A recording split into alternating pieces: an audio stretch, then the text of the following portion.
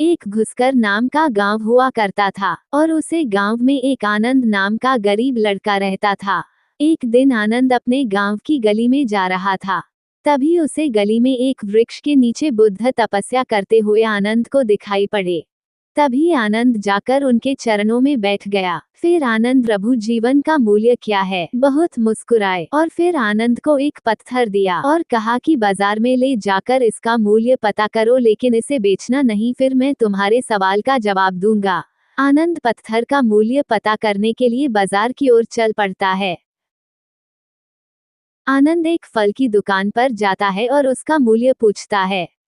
दुकानदार उस पत्थर को देखा है और फिर आनंद से कहता है, इस पत्थर के बदले में मैं तुमको 1 किलो अंगूर दे सकता हूँ। आनंद दुकानदार की इतनी बात सुनकर वहां से चला जाता है। आनंद पत्थर के मूल्य के बारे में सोचता हुआ रास्ते पर जा रहा था।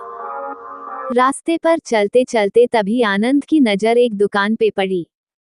आनंद जल्दी से उसे दुकानदार के पास जाता है और उस नारियल वाले दुकानदार के पास जाकर उसे पत्थर को दिखाता है और फिर उस पत्थर का मूल्य पूछता है। दुकानदार वह पत्थर देखकर आनंद से बोलता है कि मैं आपको इस पत्थर के मूल्य के बदले में 2 नारियल ही दे सकता हूँ।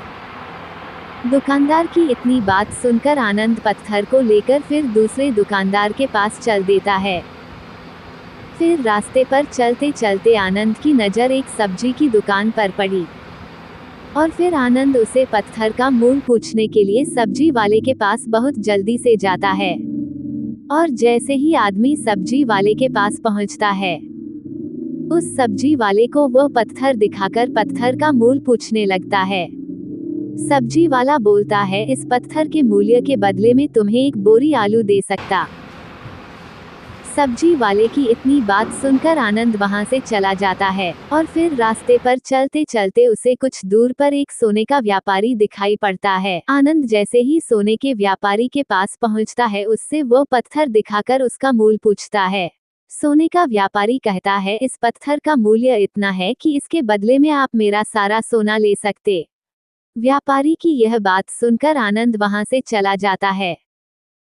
और आनंद जब बुद्ध के पास पहुंचता है तो आनंद बुद्ध से बोलता है, हे प्रभु, मैंने बाजार में सभी दुकानदारों से इस पत्थर का मूल्य पूछा। फल वाले ने 1 किलो अंगूर बताए तो नारियल वाले ने 2 नारियल, सब्जी वाले ने 1 बोरी आलू बताए, लेकिन सोने के व्यापारी ने पत्थर के बदले अपना पूरा सोना देने के लिए कहा। सभी दुकानदारों ने अपने अपने तरीके से इस पत्थर की मूल्य लगाए।